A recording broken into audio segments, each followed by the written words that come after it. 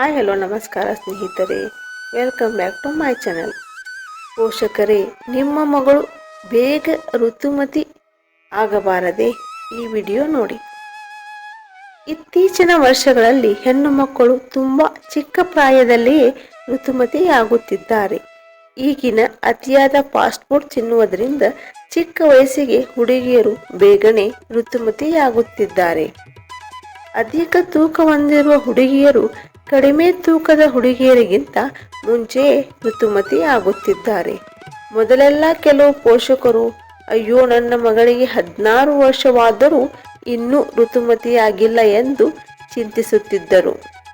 ಆದರೆ ಈಗ ಪೋಷಕರು ನಮ್ಮ ಮಗಳು 10 ವರ್ಷಕ್ಕೆ ಋತುಮತಿಯಾದಳು ಎಂದು ಕಣ್ಣೀರು ಹಾಕುತ್ತಿದ್ದಾರೆ. ನಿಮ್ಮ ಮಗಳು ಚಿಕ್ಕ ಪ್ರಾಯದಲ್ಲಿ ಋತುಮತಿಯಾಗುವುದನ್ನು ತಡೆಗಟ್ಟಲು ಪೋಷಕರು ಈ 5 ವಿಷಯಗಳತ್ತ ಗಮನ ಹರಿಸಬೇಕು. 1. ಪ್ರತಿದಿನ 1 ಗಂಟೆ ಸೂರ್ಯನ ಬೆಳಕು ಮಕ್ಕಳ ಮೇಲೆ ಬೀಳಬೇಕು. ನಿಮ್ಮ ಮಕ್ಕಳ ಮೇಲೆ ಪ್ರತಿದಿನ 1 ಗಂಟೆಯಾದರೂ ಬೆಳಗಿನ ಬಿಸಿಲು ಮೈ ಮೇಲೆ ಬೀಳಬೇಕು. ಇದರಿಂದ ಮಕ್ಕಳಿಗೆ ಅವಶ್ಯಕತೆ ಇರುವ ವಿಟಮಿನ್ ಡಿ ಸಿಗುವುದು. ರಜೆ ಇರುವಾಗ ಮನೆಯೊಳಗಡೆ ಇರುವುದಕ್ಕಿಂತ ಹೊರಗಡೆ ಹೋಗಿ ಆಡಲು ಪ್ರೋತ್ಸಾಹಿಸಿ. 2. ದೈಹಿಕ ಚಟುವಟಿಕೆ ತುಂಬಾನೇ ಮುಖ್ಯ. ಮಕ್ಕಳಿಗೆ ದೈಹಿಕ ಚಟುವಟಿಕೆ ತುಂಬಾನೇ ಮುಖ್ಯ. ಆದ್ದರಿಂದ ಮಕ್ಕಳನ್ನು ಡಾನ್ಸ್, ಕ್ರೀಡೆ, ಯೋಗ, ಕರಾಟೆ ಅಂತ ಸೇರಿಸಿ. ಇದರಿಂದ ಅವರು ದೈಹಿಕವಾಗಿ ಫಿಟ್ ಆಗಿರುತ್ತಾರೆ. ಪ್ರತಿನಿತ್ಯ 2 ಗಂಟೆ ದೈಹಿಕ ವ್ಯಾಯಾಮ ಅವಶ್ಯಕವಾಗಿದೆ. ಆದ್ದರಿಂದ ಮಕ್ಕಳನ್ನು ಸದಾ ಬ್ಯುಸಿಯಾಗಿಡಿ. 3.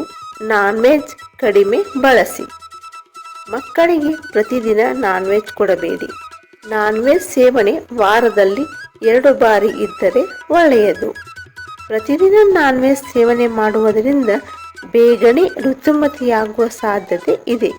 ಆದ್ದರಿಂದ ತರಕಾರಿ, ಹಣ್ಣುಗಳನ್ನು ಹೆಚ್ಚಾಗಿ ನೀಡಿ. ಮೀನು ಒಳ್ಳೆಯದು. ಫಾರಂ ಕೋಳಿ ಬದಲಿಗೆ ನಾಟಿ ಕೋಳಿ ನೀಡಿ. ಮೊಟ್ಟೆಯನ್ನು ಕೂಡ ಮಿತಿಯಲ್ಲಿ ನೀಡಿ. ಜಂಕ್ ಫುಡ್ ಹೆಚ್ಚು ನೀಡಬೇಡಿ. ಹೀಗೆ ಅವರ ಆಹಾರದ ಕಡೆ ಗಮನ ಹರಿಸಿ. 4. ಮಕ್ಕಳಿಗೆ ಕಾಸ್ಮೆಟಿಕ್ ಹಚ್ಚಬೇಡಿ. ಮಕ್ಕಳಿಗೆ ಕಾಸ್ಮೆಟಿಕ್ ಹಚ್ಚುವುದು ಅಗತ್ಯವಿಲ್ಲ.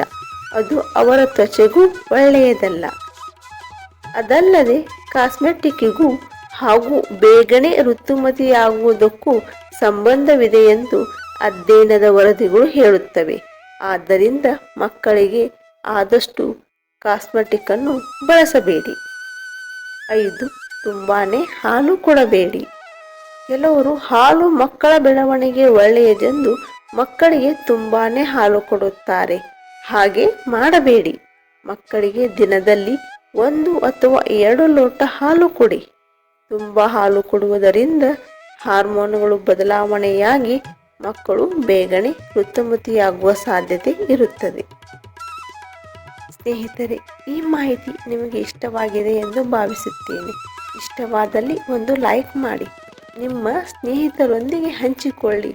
ಮರೆಯದೆ ನಮ್ಮ ಚಾನಲನ್ನು ಸಬ್ಸ್ಕ್ರೈಬ್ ಮಾಡಿ. ಕೇಳಿದ್ದಕ್ಕಾಗಿ ಧನ್ಯವಾದಗಳು.